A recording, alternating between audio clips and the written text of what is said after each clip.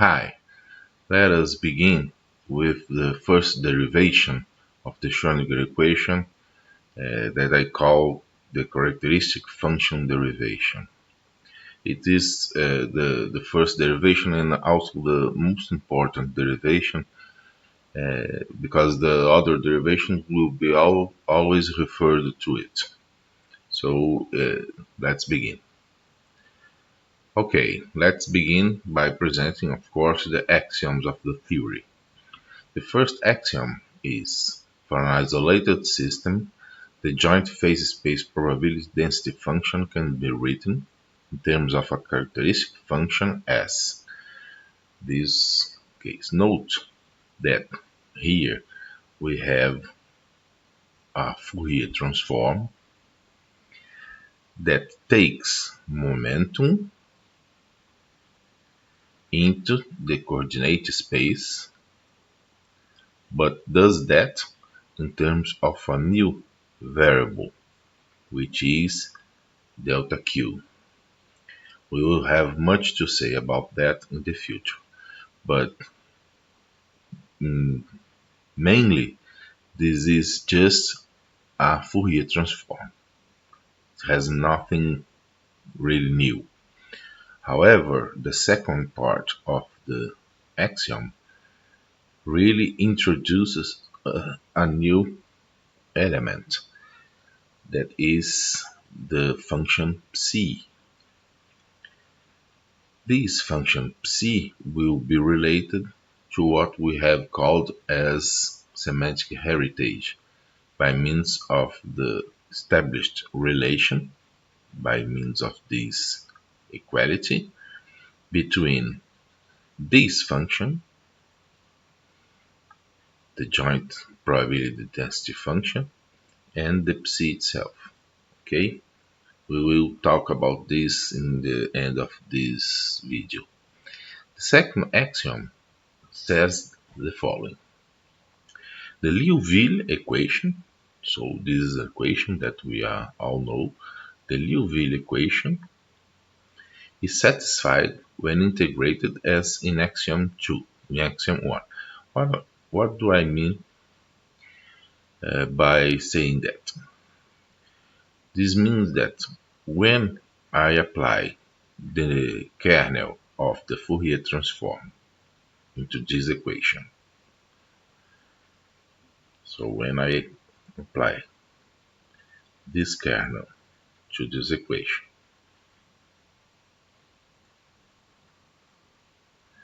and integrates in relation to P, the momentum, this equation is satisfied.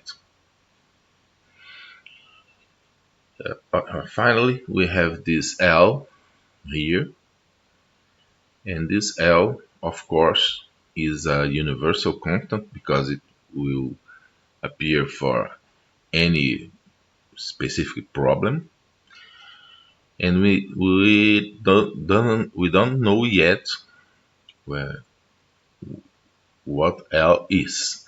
Of course, being a universal constant of the theory, this can be found only as in experimental terms. Okay, let's continue to see how these two axioms can take us to the Schrödinger equation. Note before that this is a restriction. We are saying that among all the characteristic functions possible, we are choosing only those that can be written in terms of this product. Furthermore, this product is very interesting because it in a certain sense means that we are taking the square root of this function, which can help us revealing a new world that is inside this function, but we cannot see it. This is not new in physics. For instance, this is what we do with the Klein-Gordon equation in relativistic quantum mechanics when we want to unravel all the world related to spins. Okay, let's go.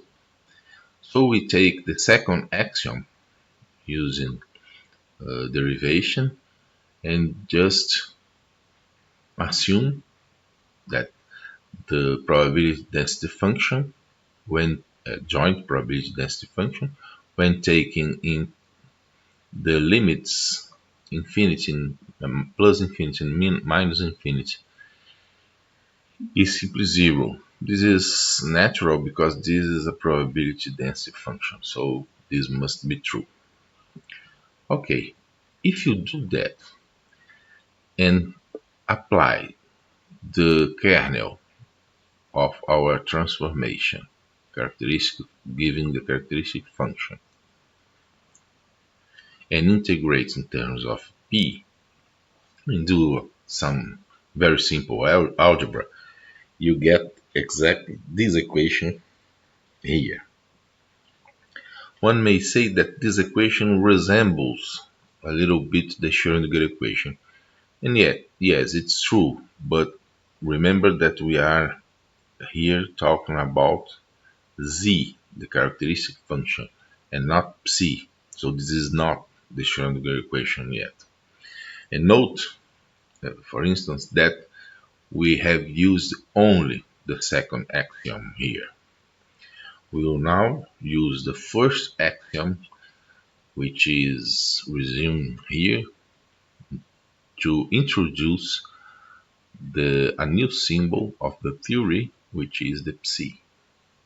So when we do that, we may assume that the psi functions, which are complex in general, can be written in this way.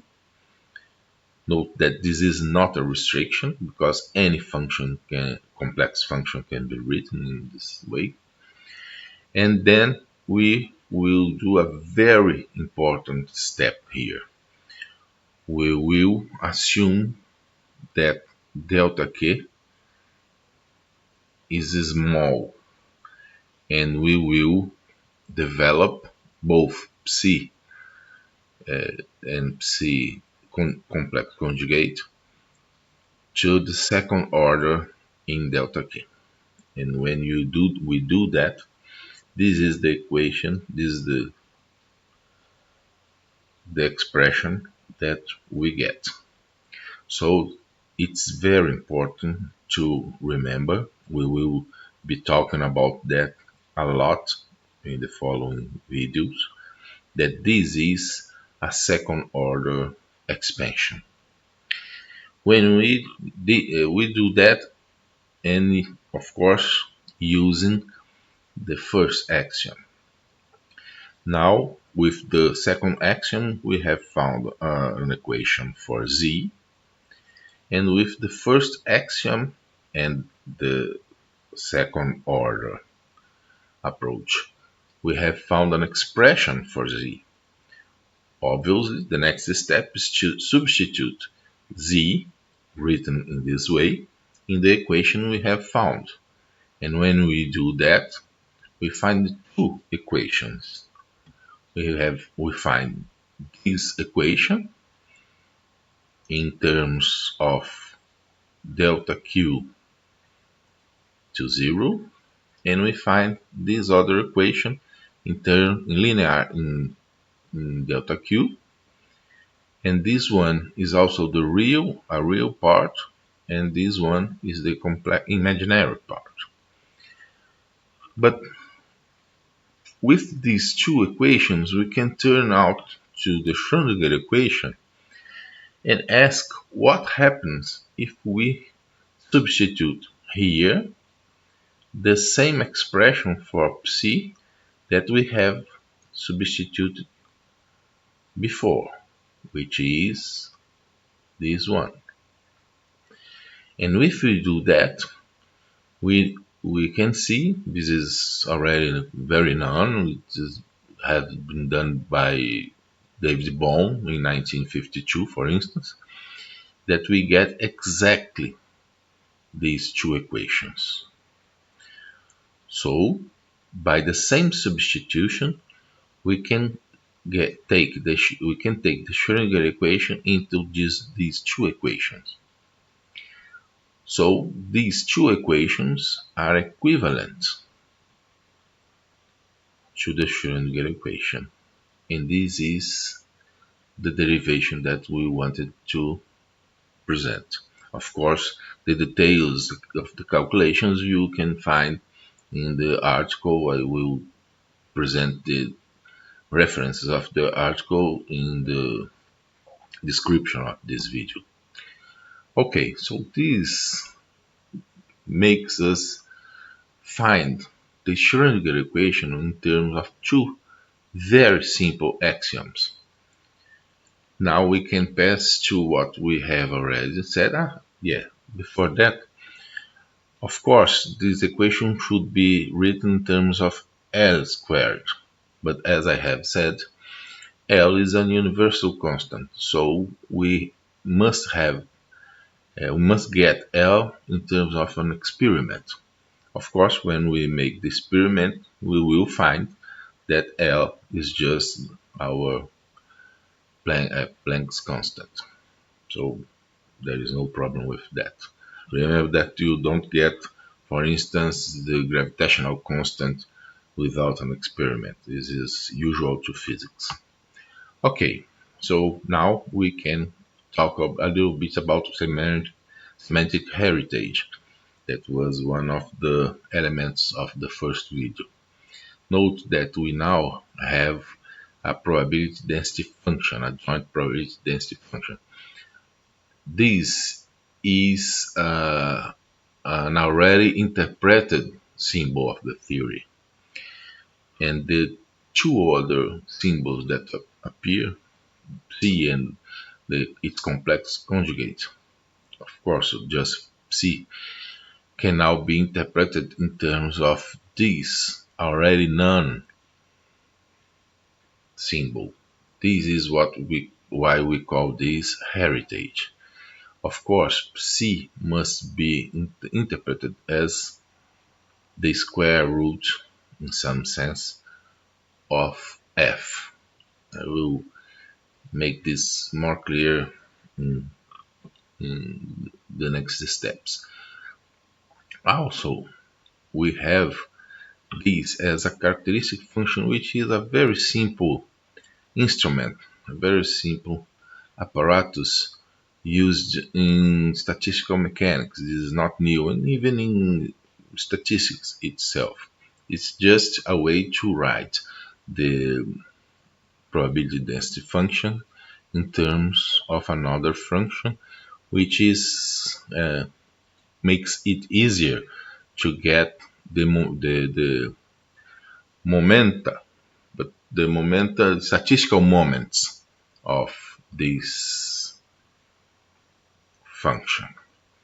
And one of the statistical moments, of course, is getting if you multiply this by minus I h bar and take the derivation with respect to delta q, with delta q tending to 0.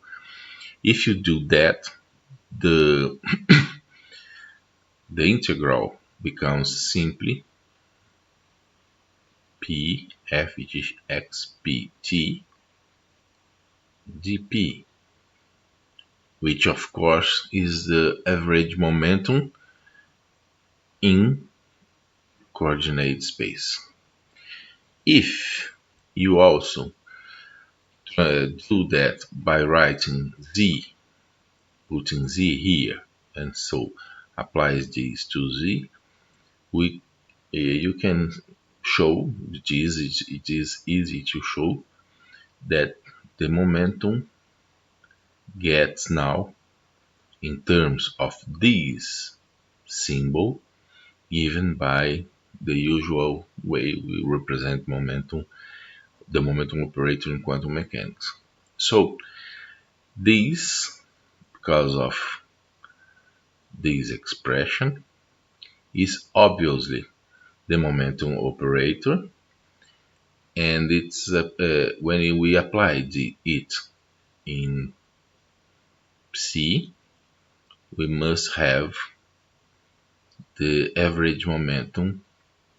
Now, if we integrate in terms of Q, I'm using Q, of course, we will have just the average momentum. So this is another heritage. Finally, we have this case, which is just to take the limit when delta Q goes to 0. Of course, this cancels out this term, and we have just the integral of f q p t dp, which is the distribution, the density distribution function over position. This should be qt. So, of course, by construction, this must be the probability density function over coordinate space, which again gives us a good interpretation for the psi as an amplitude of probability. Okay, we may have another heritage by taking a look in one of the axioms, which is the Liouville equation. We know in advance, we know that F must refer to ensembles.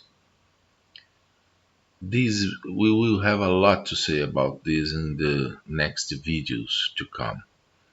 But for the moment, F refers only to ensembles. In the next video, we will be talking about quantization in general linear coordinates, curvilinear coordinates. We will show that we can perform the same steps as we did here to get the Schrödinger equation already written in a general curvilinear coordinate system. Thank you for watching.